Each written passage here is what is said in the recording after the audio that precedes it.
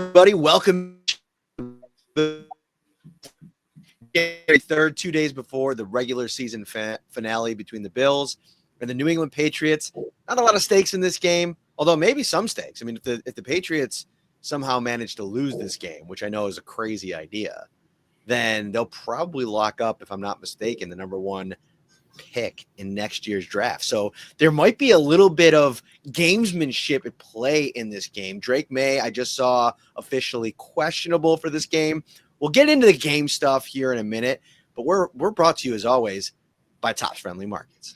That's right, man. I can't help but notice that you said steaks. And speaking of steaks, head over to Topps right now. The mega meat sale is going on. Everyone loves mega meat sales over at Topps, Matt Parrino. Right now, extra large, uncooked, easy peel shrimp. Hatfield, marinated pork loin fillets or tenderloins. Jenny O, 85% lean ground turkey.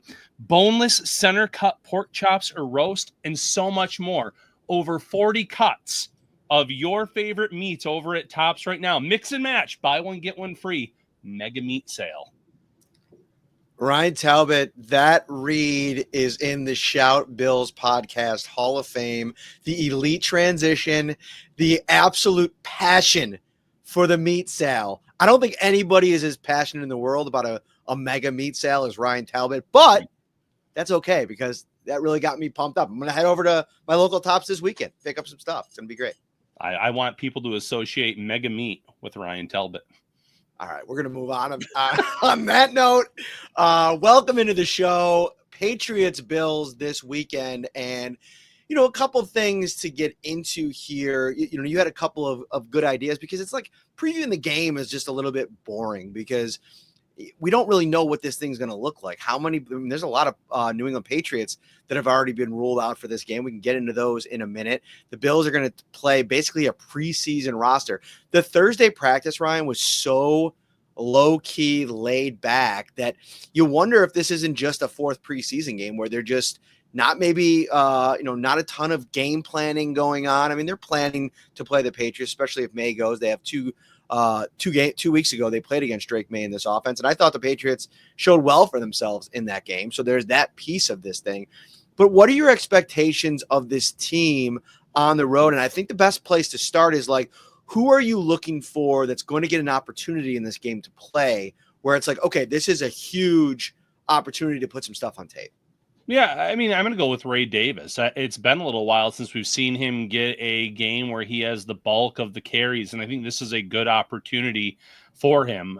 James Cook, they might give him an opportunity if they get near the goal line to tie the rushing record this week if it arises, but you know, Ray Davis has been a little bit up and down in terms of his workload, his carries. This is going to be one of those performances where I could see him getting a lion's share of the workload and putting a lot on film and maybe giving the Bills some further options come playoff time in terms of, all right, we do need to get him a few more looks, let him get into a rhythm. When he earned a start or was given a start earlier this year, he looked great when James Cook was out. And maybe he's just one of those backs that needs more volume, more carries. And I know it's hard to take away carries, obviously, from James Cook in the season that he's having, but establishing the run come playoff time is going to be big for this Bills team. And if you have a 1-2 punch of Cook and Davis, that would be, help them out significantly, in my opinion. Who are you looking at?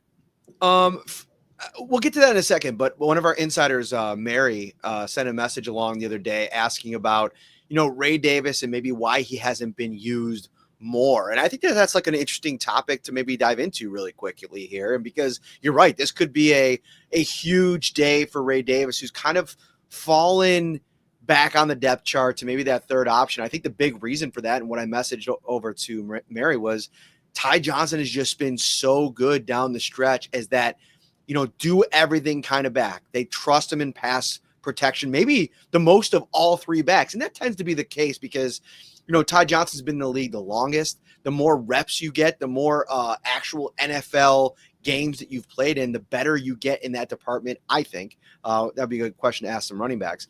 But I think that they trust Ty Johnson in so many different spots. He's such a problem out of the backfield. Like, to me, in so many ways, it's almost like James Cook or Ty Johnson has taken over James Cook's role from his rookie season. Remember when Devin Singletary was kind of like the lead back and Cook was a lot more involved in the passing game? To me, Ty Johnson's fit into that. And I'm not saying Ray Davis can't do that, but I think you're just at a disadvantage because Ty Johnson has been in the league longer, been in this system longer. And then you also have James Cook, who is oftentimes going to get the lion's share of the work as a runner. Yeah, absolutely. Ty Johnson and Ray Davis obviously handle returns, but Johnson has a lot of experience in special teams under his belt, the blocking, as you mentioned. We've seen how natural he is as a pass catcher, not just on short passes, Matt, but those intermediate deep routes down the sideline. And he's just a natural, pass catcher for this team. He's done so much where Ray Davis has kind of become that odd man out, but the Bills liked him a lot. It's why they drafted him in the middle rounds of this year's draft. It's why when he's been given some workload and carries, he's looked the part. I think this is an opportunity for him to put more film on tape for this team in terms of one next season, but also come this playoff run.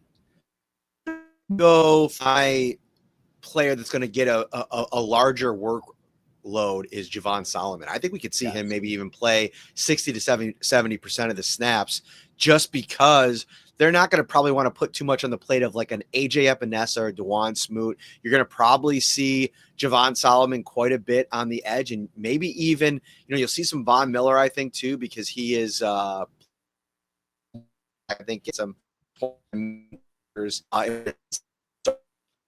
him get some run in this game. But once he gets that sack, he's going to come out of the game. I think he's going to be out there a lot, Javon Solomon. And that's an opportunity for him to maybe build some momentum going into the playoffs. I mean, if you think about 2 weeks ago, the Greg Rousseau had his way on both sides of the line against these New England Patriots pass rushers. So I'm watching Javon Solomon. Javon Solomon's a great choice based on the fact that he's shown some flashes, the pass rush, the pressures, missing a sack in a game earlier this year. This is a great opportunity for him to get on the board. You're right with Von Miller. Von Miller, in terms of needing another sack to raise the incentives up to, I believe it's $4 million? Is another $1.5 million? Like it's like jumps up by about $1.5 million each time, I believe, with those sack totals, and he's one away from that next incentive, whatever the case may be. So he has a lot to play for, but Javon Solomon getting a lot of the reps, I would think, in this game. We don't know the practice squad elevations yet, but it could be a Casey Toohill, as you previously mentioned earlier this week, as a potential option because you need those depth guys, some backups in this game too. So a lot of players are going to get some opportunities in this game to show that, one, they'd maybe deserve a bigger role going forward next year for some of these young guys, but even some extended reps come playoff time. Yeah, and Jason here in the comments asking about Kareem Jackson potentially getting elevated once again. I wouldn't rule that out, although if they don't want to play their offensive lineman in this game, which makes a lot of sense, they're going to have to elevate somebody, and then they probably still have to play at least one of the starters for most of the game, if not all of the game. So, or maybe they just end up elevating two offensive linemen, bring up Richard Garage, bring up Will Clapp. You can basically sit the entire starting offensive line. It sounds to me like the safeties are going to play, and I don't think Taylor Rapp's going to play the whole game, but Sean McDermott alluded to the fact that he thinks everybody's going to play there. DeMar Hamlin could end up going the entire game. You have Cole Bishop, you have Cam Lewis in a pinch. I think you can have, this game will get you through. I don't know if Kareem Jackson will get elevated. I think they'll probably utilize that elsewhere. We'll have to keep an eye on Curtis Samuel also. He's the only person that on the injury report that's listed as questionable. Terrell Bernard's out, but we knew that on Wednesday. And if they could get Curtis Samuel on the field, I think that'd be a benefit too. Obviously, going into the playoffs, he doesn't seem like he has a large role carved out based on the injuries, being banged up here. And he's someone that needs some reps and some run. He's been hurt throughout the season. It's kind of been stop and go. It's affected him in terms of, his usage. There were a few games where he was getting a lot of targets because the Bills were shorthanded at receiver, but then he found himself back on that injury list. So just like you said, they want to get DeMar Hamlin back there, get him some reps after coming back from an injury. I think they would love it if they could do that for Curtis Samuel too, especially in a game where your starters are going to be very, very limited. I mentioned this on every episode, so it's not new to everybody that, makes Shout a part of their weekly podcast stream. We appreciate you all. you take it to the next level and become a Shout Buffalo Bills insider. All you have to do is text 716-528-6727. With the offseason kind of peak coming up here, the playoffs here over the next couple of weeks, you're going to want to be locked in as a Shout insider. It's 716-528-6727. 2-week free trial, $3.99 a month after that. And the Shout text line is brought to you by Carrie C. Beyer, attorney with the law offices of Francis M. Litro, located at 237 Main Street in Buffalo, New York. If you or someone you know is seriously injured, give them a call, 716-852-1234, or check out litrolaw.com.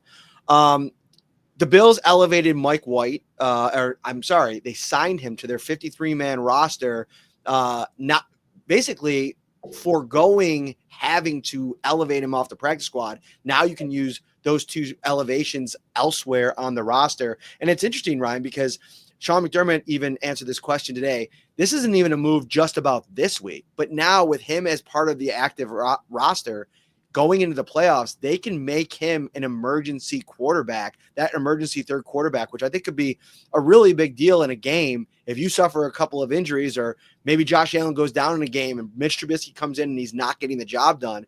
We've seen Mike White perform big, off the bench in games past. That's kind of a nice ace to have up your sleeve if you need it. Yeah, it's funny. It's night and day between Mitch Trubisky and Mike White in terms of what I've seen over the last few years.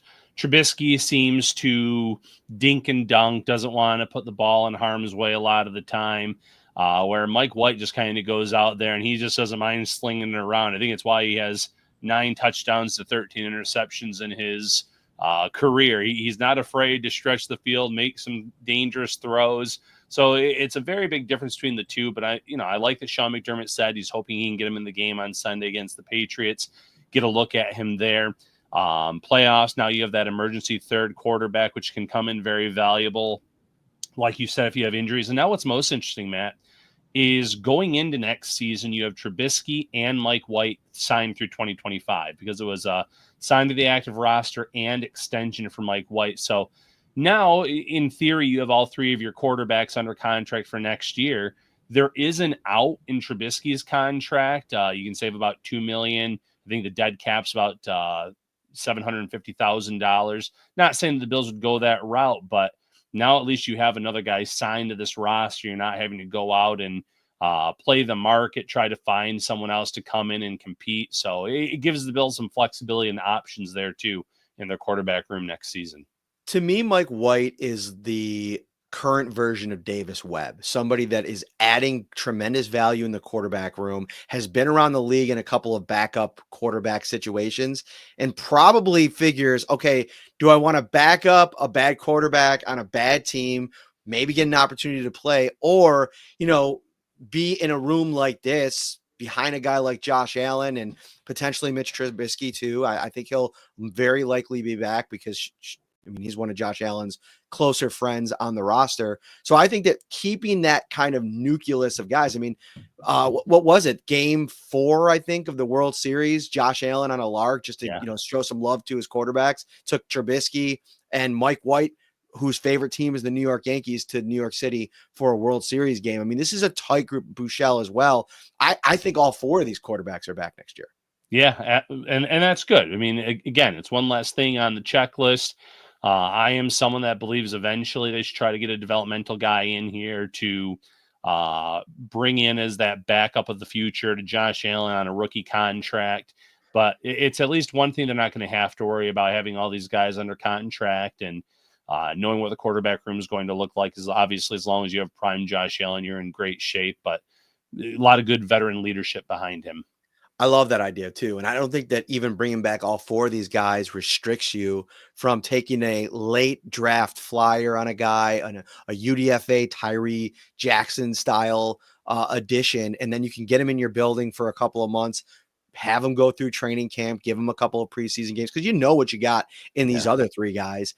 That's a route that I think that they can continue to think about taking. Let's flip things over to the offensive side of the ball against the Patriots. Let me bring the Patriots injury report. I have it right here if you're ready. Yeah. Why don't you read that So out for us? they have already ruled out cornerback Christian Gonzalez, their star corner, with a concussion. Center Ben Brown with a concussion. Jalen Polk, their rookie wide receiver, shoulder injury. and Jabril Peppers with a hamstring injury. Drake May is officially questionable. As is pass rusher Anthony Jennings, tight end Hunter Henry, who barely played last week, safety Kyle Duggar with a bunch of injuries on there. Taki, the linebacker, questionable with a knee. So this could be a very barren Patriots roster, and that's a bad spot to be when you have what you have at a fully healthy Patriots roster this Sunday. I really do think the Bills go out on the road and really move the ball effectively on offense. And here's another piece of this for me. This is a confidence building opportunity for Mitch Trubisky, right? The guy's not played any real football since preseason. And, he played a handful of games last year in Pittsburgh, but it didn't go well there. That offense was an absolute nightmare. He's never really gotten the reins in this kind of game. Like, go back to 2022.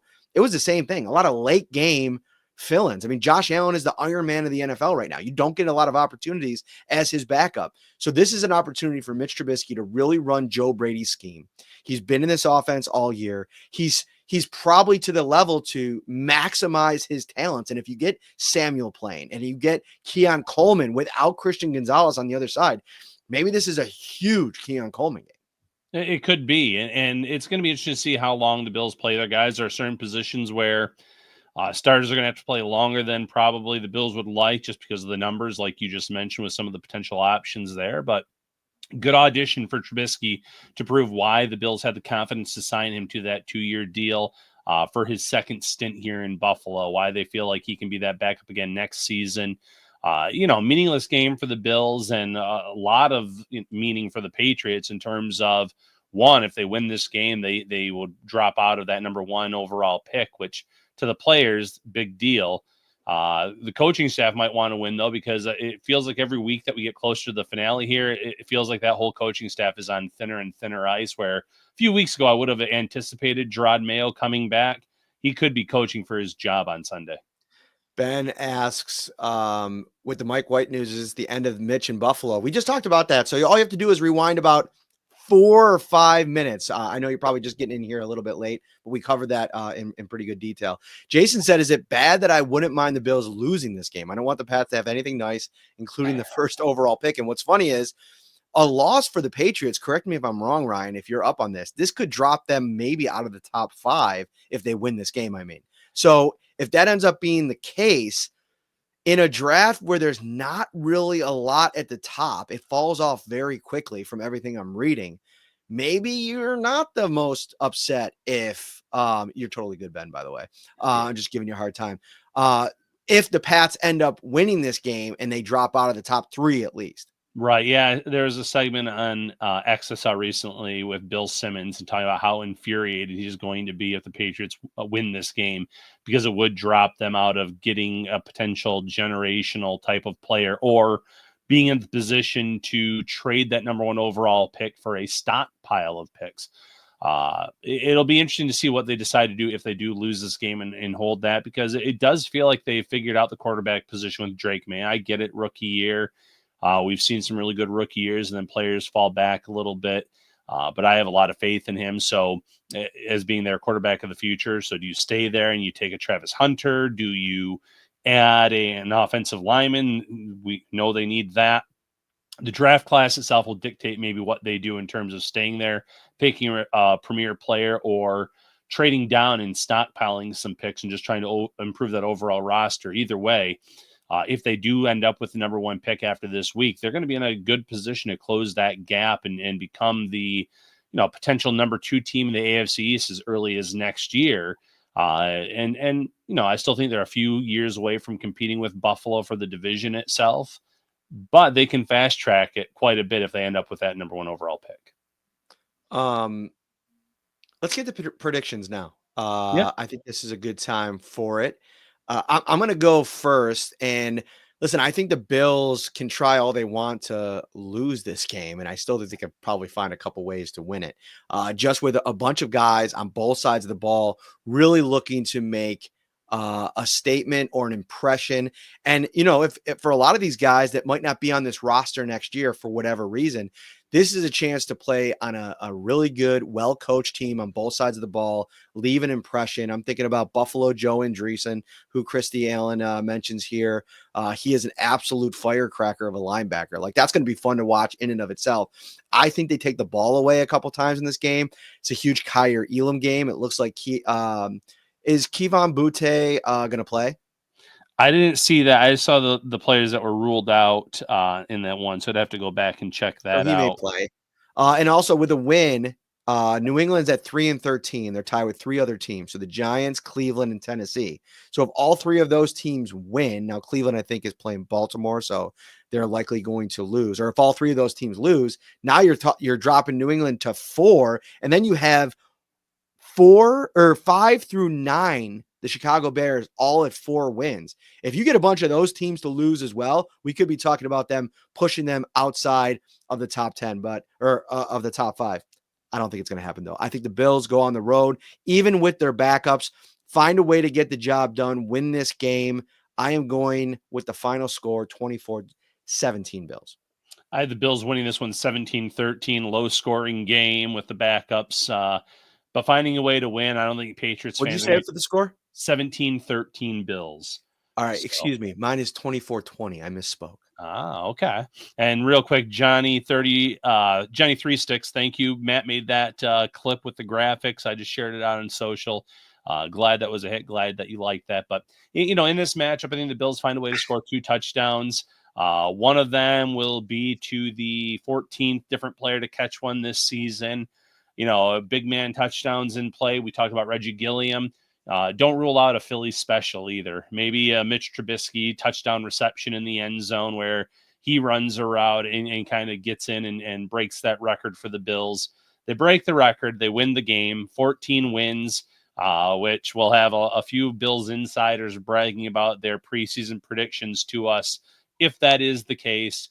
Either way, the biggest objective for the Bills here is to leave Foxborough, make sure that they are completely healthy for this playoff run that starts the following weekend against either the Denver Broncos, Miami Dolphins, or Cincinnati Bengals. Roy Collins, 12-9 Bills, battle the field goal kickers. Sneaky, I don't think you hate that if you're the Bills. If you get 4 or 5 field goal attempts for Tyler Bass in this game, get him as many chances as possible. Alex asking if Micah Hyde is going to play. Sean McDermott is on the record as saying that he is not going to be elevated. So if he's elevated tomorrow, maybe a little bit of a curveball, a little gamesmanship to the Patriots. We'll see. And Johnny asking about those clips. So that was a 1-minute clip that we posted to a couple of the accounts. I try to do as many as I can. Those things take a while though, Ryan. Like I did that one yesterday. It probably took me an hour and 20 minutes. So if there's any really energetic fans out there that want to, get involved and help produce those clips, I'm here for it. I love doing those like shorter clips and getting them out on social media. We had a good listener of the show, Donovan, who is a college student. He was helping me doing it for a while, but I felt bad. He was doing all this stuff. I think what we need here is we need like a little producer to do all of this, right? The social stuff. But those video clips are great, especially with the captions and everything. It gives you kind of almost like a preview of what we talked about on the larger show. And then if you watch it on a YouTube short, you could click right over to the podcast.